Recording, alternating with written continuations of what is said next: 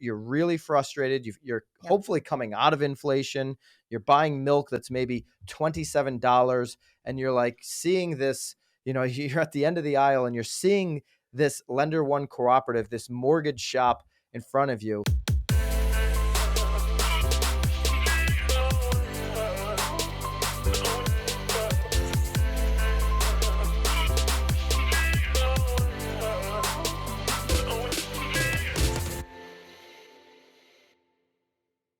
This is Byron and Nicole White, and you are tuned into episode 213 of The Real Word. Word is up. Word is up. What do we got today, Nicole? I can't even see what I'm doing. How can you not see? It's a big day. I know what what's we're doing happening. here. You're too distracted over there. What are you doing? We've got probably the biggest racket, and I asked that on my Instagram poll. This might be the biggest racket of all time.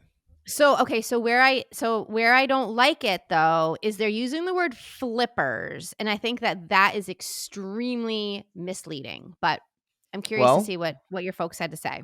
Well, let's dive right into it. Number one, LA Times reports Assembly bill would tax house flippers, those who sell homes after a few years of buying. So house flippers could be taxed 25% of their profit under the California Speculation Act, a bill introduced by Assemblymember Chris Ward, Democrat out of San Diego. So they're saying it's a house flipper tax, but it would really be anybody. But commonly homeowners aren't selling within 3 years, which is why the LA Times is calling this a house flipper tax. Though, because it goes from 25% to 20% after 3 years, up to 7 years of ownership.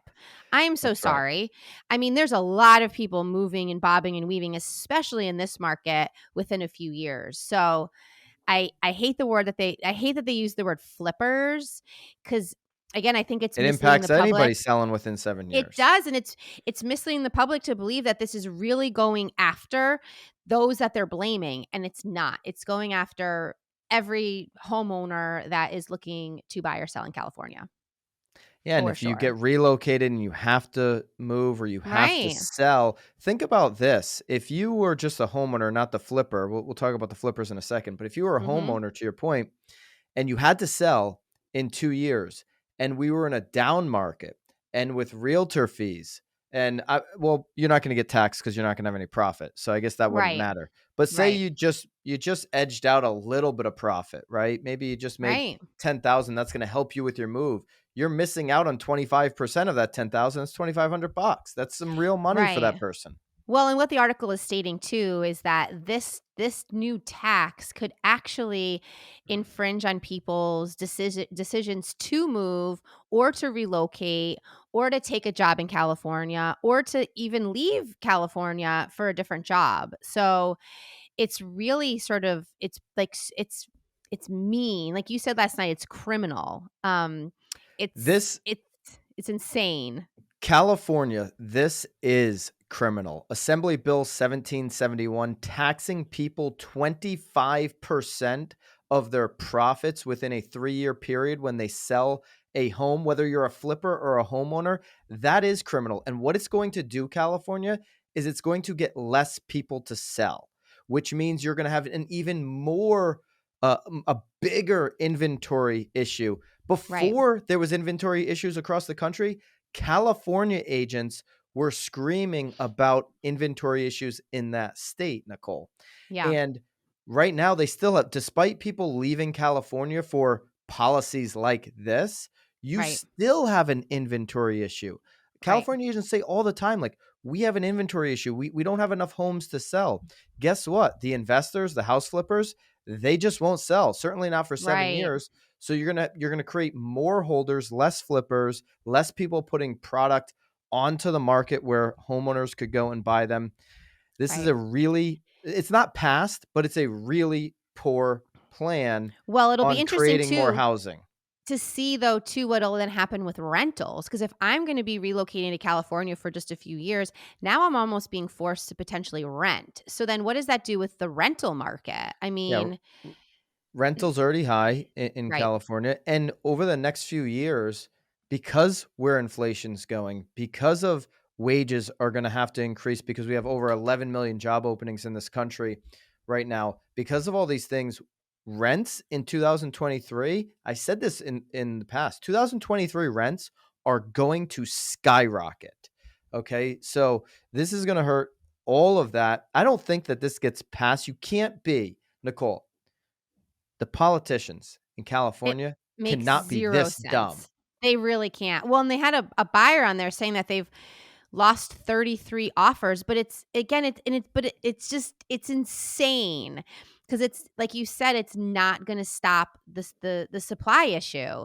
You know, charging this is not going to all of a sudden make that first time home buyer actually get a home because she's still going to be bidding on that house with at least half of the same folks that she's bidding on it with now. So it They think makes what 0 I again, think especially this at 7 years, like, if you really are wanting to attack, like, a true flipper, like, maybe charge it in the first year, like, cap it out at, like, 18 months, but, like, 7 years, 7 years. uh, Byron, how long have you lived in a home longer than 7 years once you moved out of your parents' house? No. I never. mean, No, it's everything I've insane. ever owned has been less than 7 years. I'm a little bit different, and they say the normal Californian lives in their home, most California homeowners keep They're the saying property for 10. 10 to 16 years. Yeah, That's yeah. higher than the national average.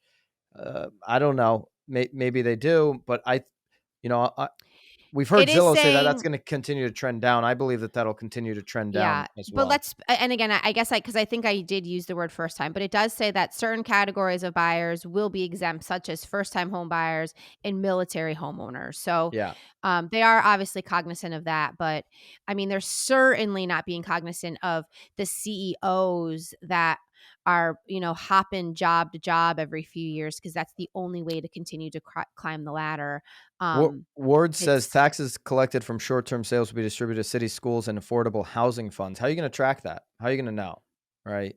I mean, yeah. California is already one of the most high tax states in the country. They have the fifth largest economy in the world.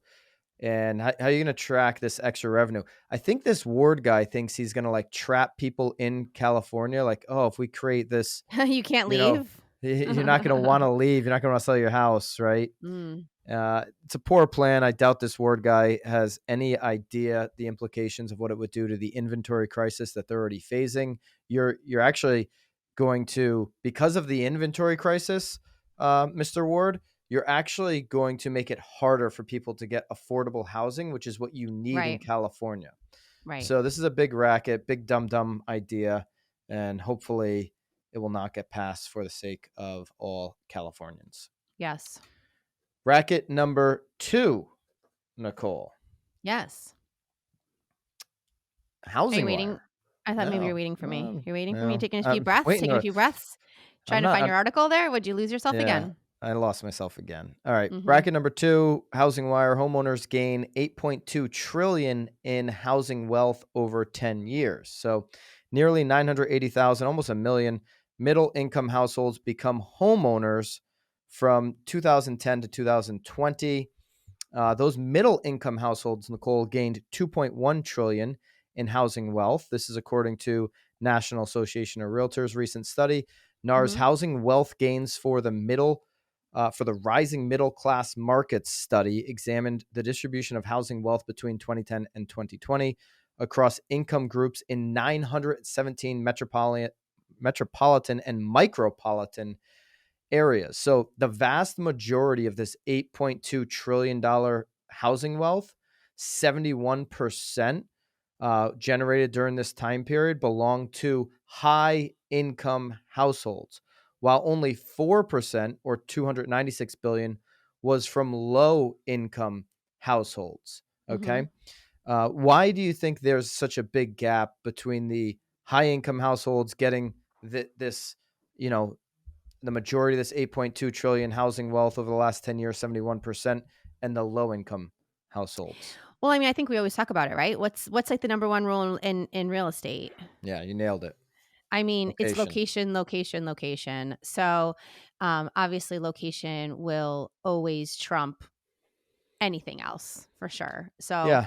I mean, that's really what's happening here is these areas are just becoming even more desirable, which inevitably makes them worth a lot more money. I learned it the hard way. The first house I ever bought during the mortgage crisis, still today, Nicole, because the location is so bad, isn't worth what I paid for it in Yeah, 2004. I overpaid and all that kind of stuff, made a bunch of mistakes. But that being said, it's still not worth what I paid for today. That's pathetic. I It know. comes down to the location getting worse, the location not being desirable, people not improving the surrounding location, that city not, you know, doing anything about they have a huge tax issue in that city. Um, and so when you buy in a great location, you will find that your wealth can multiply a lot faster. Your For wealth sure. over a 10-year period, 8.2 trillion, is going to gravitate towards those great locations. Mhm. And I'm only buying personally in really good locations. Anytime I talk to somebody as a real estate professional who's thinking about buying, hey, what's your opinion on buying? Love the location, number one. Yeah. They don't talk about location here. They do talk about specific locations, but they don't talk about location being the driving factor. They're talking about more of this high income, middle income, Yeah. lower income households and who's getting the wealth.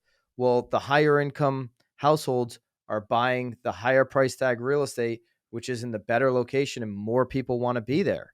And Yep. that's what's driving it. Right. So, not a surprise that 8.2 trillion has been accumulated over the last 10 years in housing wealth, but it's like Bitcoin. It could be 4 trillion like Yeah, that. well, and hopefully this shit ain't happening in California either, because you're gonna be taxed 25% on that now too, so No, California's gotten some big gains 20, recently. 20. After 3 years, it's gonna be 20%. My bad, my bad. Yeah. Yeah, if you want to sell in California, the state wants some of that, but Mm. no, I mean California's gotten some gains, and they go through, and if you want to open up this is a non-paywall Housing Wire article, so we'll link it I up mine's on here on mine's on YouTube. through I'm on Real Trends. Well, Real This Trends and link? Housing Wire are connected, yeah. Yeah, oh, so that's why I'm able to open it, because 'cause I'm not on Housing Wire, because usually I Yeah, Housing can't. Wire Yeah, owns Real Trends. yeah. See, we're learning something today. You are. Mhm, always. Every day, get better every day. Nicole, if you bought a house 5 years ago, you would have accumulated $146,200 in housing wealth. Mhm. So, I bought a house 6 years ago.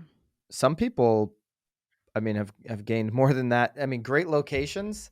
I'm Oh, thinking people have about g my but people I'm well, I'm thinking thinking about both my Connecticut house and my yeah, Naples, Florida house. Both of yeah. them gained more than that In in a the last 2 year! years alone. Yes, Yeah. I was gonna say most people, I mean, Yeah. there are plenty of people that I'm helping to move that they just moved here. They moved from the city, and now they're selling 2 years later, and we're listing well over $100,000 over what they bought it for.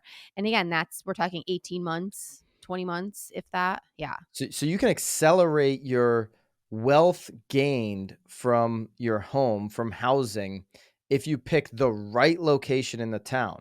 I think about that Yeah. Connecticut house that I'm talking about, Nicole. That is the best square mile in the entire town where I bought Yeah. in.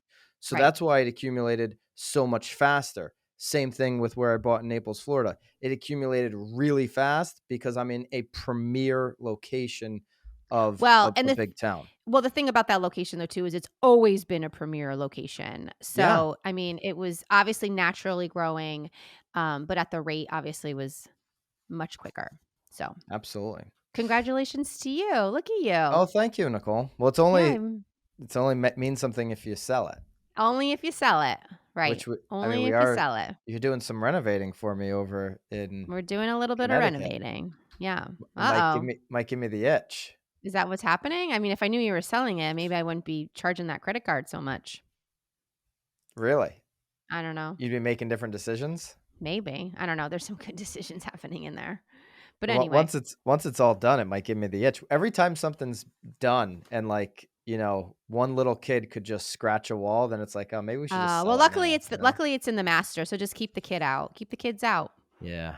Good luck with that. All right. Marketeer of the week. Yeah, I don't have access to Walmart. that one. Yeah. Walmart now in the real estate game. Inside the Walmart Lenders One mortgage deal. This is another Housing Wire. This is exclusive content, so sorry about the paywall there. Retail giant is, but we'll bring it to you. That's what we do in the real world. Even if it's got a paywall, we'll bring you the information. So the retail giant Walmart is leasing their retail store within a store spaces to multiple members of Lenders One Cooperative. Basically, what's happened, that line made no sense, Housing Wire. Not really. I was Or trying to I'm I not don't think you're smart enough speaking to it read it. I think you're speaking it incorrectly. It was total nonsense. Lenders One Cooperative, okay? Mhm. And Walmart want mortgages in your shopping cart. That makes sense. I can break that down. This isn't the first time this happens. Apparently, Costco has a partnership with Ohio-based Cross Country Mortgage. This was in 2020 through First Choice Loan Services, inheriting Costco's mortgage program. All right. So this Lenders One Cooperative, which has Mhm. over 250 independent lenders across the country, they're going to be placing physical, shop in Walmarts. Okay. So they're going Right. to go into 20 Walmarts by the end of this year. I love this for one reason. Oh, just for one? I love it for Yeah. many reasons, but go For ahead. many, Shoot. no, you go ahead. No, no, What no, do you you go. like about it? I wanna hear you. Go ahead. What I like about Walmart opening mortgage offices in their stores is that mortgage becomes more accessible to more people. Home Yeah. ownership is going to become more accessible, and it's a inviting experience if this group, Lenders One Cooperative, does it right. It can become really inviting, where Yeah. if they do a educational piece, you can come in and sit down with one of our advisors and just rattle off questions about home ownership and mortgages. And somebody's always going to be there when you're done shopping. You've been thinking about home ownership. You're going back to your rent right now, and rents are skyrocketing. Think about in 2023 when they're just on a hockey stick up, and you're really frustrated. You're Yep. hopefully coming out of inflation. You're buying milk that's maybe $27, and you're like seeing this. You're at the end of the aisle and you're seeing this Lender One Cooperative, this mortgage shop in front of you.